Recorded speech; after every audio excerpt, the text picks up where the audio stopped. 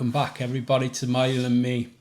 Now this episode proper kills me, but I thought I'd talk about it because I can always remember when my daughter first looked up at me and said, "Dad, what's wrong with your legs?" Can you remember it? My heart just stopped.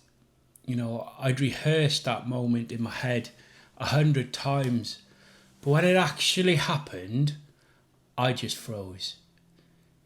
Because how do you tell your child you have a lifelong condition without scarring them, without frightening them? Today I want to talk about exactly that.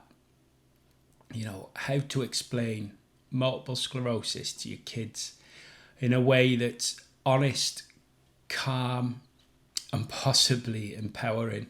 That was in the back of my mind. So now, as adults, we're still trying to figure out, MS ourselves. It's unpredictable. It's invisible. Half the time it's just completely misunderstood. But kids notice everything. They see when you stumble. They notice when you sit down halfway through a walk. They definitely pick up on the tension in your voice when you're exhausted but pretending, giving everything, just pretending you're fine. But here's the truth. Silence can be scarier than honesty. If you don't explain what's happening, their imagination will just fill in the blanks. And believe me, from experience, that is usually worse. So we owe them, gentle truth. We owe them honesty. So, I can only talk from my point of view. It's like when my daughter was about 6, I told her, my body has something called MS. It means the messages from my brain don't always get through to my legs properly, and I can remember her face, she just nodded. There was no panic, no confusion, just curiosity. Would you imagine from a 6-year-old? Kids don't need long explanations. They need pictures in their minds that make sense. For example, sometimes I'd say, it's like the wires in my body have a fuzzy connection. So hopefully she could picture that. Or another example is, my legs don't always listen to what my brain tells them. That was enough. It was simple, real, and calm.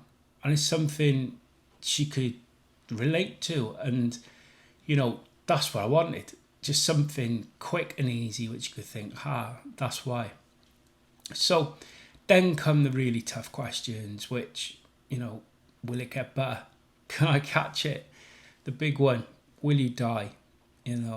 Every parent with MS knows those words hit you really hard. But from my experience, here's what helped me. I learned that kids don't need detail, they don't need the medical facts. They just need reassurance and consistency. So I'd say things like, I can't fix it, but I can manage it. You can't catch it. It's not that kind of thing. And no, I'm not going anywhere just yet. I'm staying right here. I just do things a little differently sometimes. You don't need perfect answers, just safe ones. Because that's all they're looking for. Is safe, reassuring answers. They're just looking at that from you as a parent. So one of the best choices I ever made was to stop hiding my bad days, because they come up quite often, as you'll all know watching this. And when fatigue hits, or when I'm using my wheelchair, I let her see it. It took a lot for me to do that, because if we pretend everything's fine, we teach them that illness is something to hide, and that's not the message I want to send. So I let her help. She might pass me my walking stick on my crutch. or help me charge my wheelchair or lift it into the car. And do you know what? She beams with pride every single time. Kids want to help. Letting them be part of your journey turns fear into confidence. I've got a son as well. He lives with us some of the time. I've got a really old son, and he's going to hate me for saying it, but they both look after me. We even use humour to make it normal.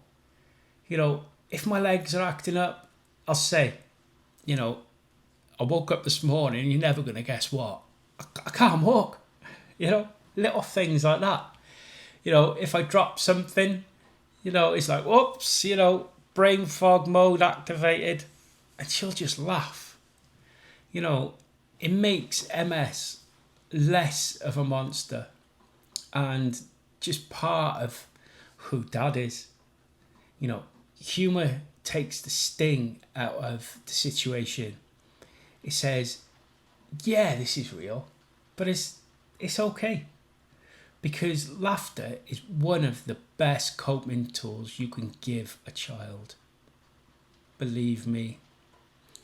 And it's worth a try.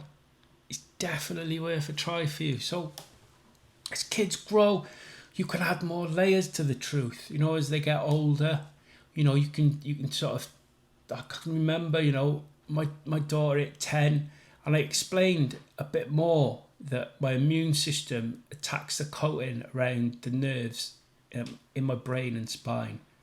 But even then, I said it as simple as I could. It's like when the rubber comes off a wire. The signal doesn't travel properly. It's just little things like that she just gets. And it's so good to see that. And honesty grows with them. You don't have to dump it all at once. Take your time, really. You haven't got to just splurge everything out at the same time. Just take your time, and when the moment is right, just do it. And you know what? All of this has taught her empathy and patience and compassion that goes way beyond MS. She doesn't see disability as weakness. She sees it as adapting to things. When you show your kids that you can still laugh, still work, still love, still dream big, even with a debilitating illness like MS, you're teaching them that the most powerful lesson possible is that life can be beautiful and messy at the same time. It's amazing, and it really does work. You can do this. You can talk to your kids about it.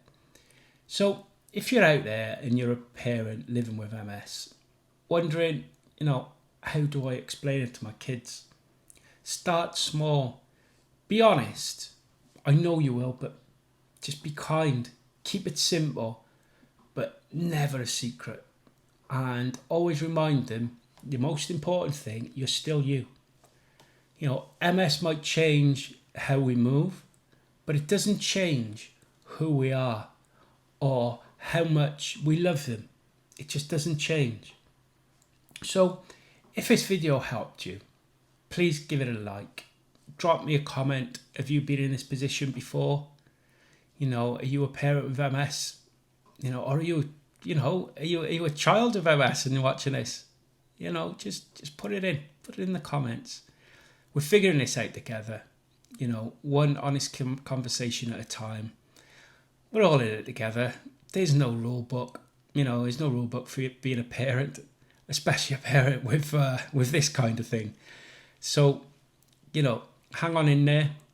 I know I talked a lot about my daughter in this one, but I've got 2 other kids as well, as I mentioned. But I use my daughter as an example of this. So the other 2, they'll be a bit shy if I mention them on this channel anyway. So, take care. And if this has helped you, give me a little subscribe, completely free. Helps the channel out. And, if in doubt, have you tried yoga?